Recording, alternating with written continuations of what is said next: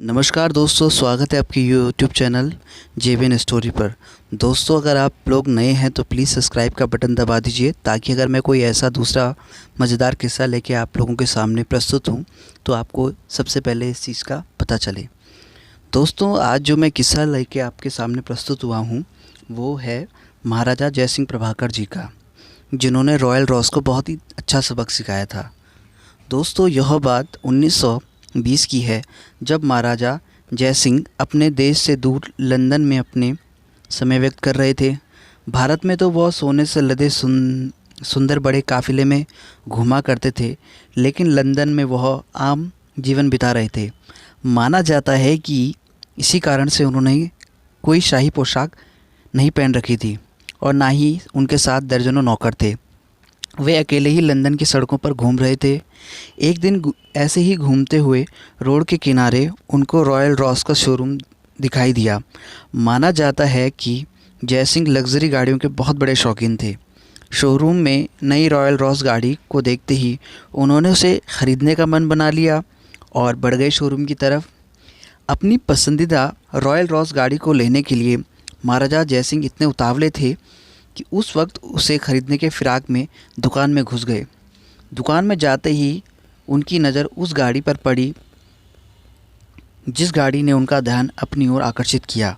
वह उस गाड़ी के निहारने लगे और तब उसके फीचर भी जानने लगे। उस गाड़ी का दाम जानने के इच्छुक थे।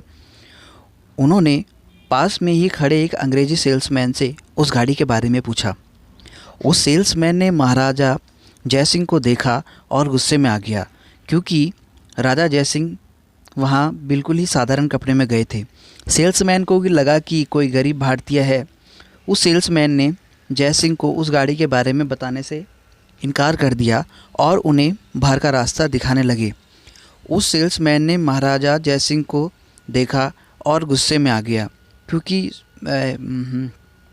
महाराजा जयसिंह जैसे ही अपने होटल पहुँचे तो वह बहुत ही ज़्यादा गुस्से में थे। अब उनके दिमाग में बस एक ही बात चल रही थी कि उन्हें रॉयल रॉस को सबक सिखाना है। एक बार फिर से उन्होंने अपने राजा के रूप में आए। उन्होंने वहाँ शोरूम की खबर पहुँचाई कि अलवर के राजा यहाँ गाड़ी ख़रीदने आ रहे हैं। खबर सुनते ही एक बार शोरूम के बाहर रेड कारपेट बिछा दिया गया। उनके आगे हर किसी को अपना सर झुकाया। उन्होंने इस बार शोरूम में आते ही सीधे 7 रॉयल रॉस गाड़ी ख़रीदने का ऑर्डर दे दिया और उन सभी गाड़ियों का दाम कैश में चुकाया। इतना बड़ा ऑर्डर सुनकर शोरूम में हर कोई हैरान हो गया। इतना ही नहीं, राजा जयसिंह ने उस गाड़ी को सीधा भारत अपने राजमहल पहुंचाने के लिए कहा और साथ में उस घमंडी सेल्समैन को भी। रॉयल रॉस के शोरूम वाले इतने बड़े ऑर्डर मिलने के बाद खुशी मना रहे थे, जबकि महाराजा का असली खेल तो अभी बाकी था। गाड़ी जैसे ही भारत पहुंची, महाराजा जयसिंह ने अपना खेल शुरू कर दिया। उन्होंने उन सभी गाड़ियों को नगरपालिका को दे दिया और कहा कि आज से शहर का सारा कचरा इन्हीं गाड़ियों में उठाया जाएगा। और यह सुनते ही सेल्समैन के पैरों तले ज़मीन खिसक गई। जैसे ही यह काम शुरू हुआ, जंगल की आग की तरह जगह जगह फैल गई। हर कोई यह सुनकर जानकर बड़ा ही हैरान हुआ कि इतनी महंगी गाड़ियों से गाड़ी का कचरा उठाया जा रहा है। हर सुबह इस लग्जरी गाड़ी से नगरपालिका के लोग कचरे से भरते थे, जिसे देखकर अंग्रेज़ों के चेहरे का रंग गायब हो जाता था। अब महाराजा जयसिंह का यह दाव देखकर वह सेल्समैन भी समझ गया कि उसने एक गलत आदमी से पंगा ले लिया। जब यह खबर यूरोप, अमेरिका में पहुंची तो रॉयल रॉस के ग्राहक इस खबर को सुनकर बहुत ही ज़्यादा दुखी हुए। रॉयल रॉस के नाम पे अपने पहले जैसी शख्सियत नहीं दिखाई जा सकती थी। हर कोई मजाक उड़ा रहा था कि जिस गाड़ी में भारत अपना कचरा रखता है उसे कोई और चला सकता है। देखते ही रॉयल रॉस का मार्केट नीचे गिरने लगा।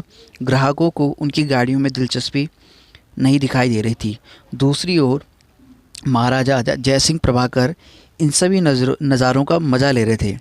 उनका प्लान पूरी तरह काम कर रहा था। जब रॉयल रॉस को अपनी साख बचाने के लिए कामयाबी नहीं हो पाए, तब उन्होंने अपने घुटने महाराजा जयसिंह के सामने टेक दिए और कंपनी की तरफ से उन्हें एक पत्र आया, जिसमें रॉयल रॉस ने उनसे माफ़ी मांगा और कहा कि गाड़ी से कचरा उठाना बंद कर दे।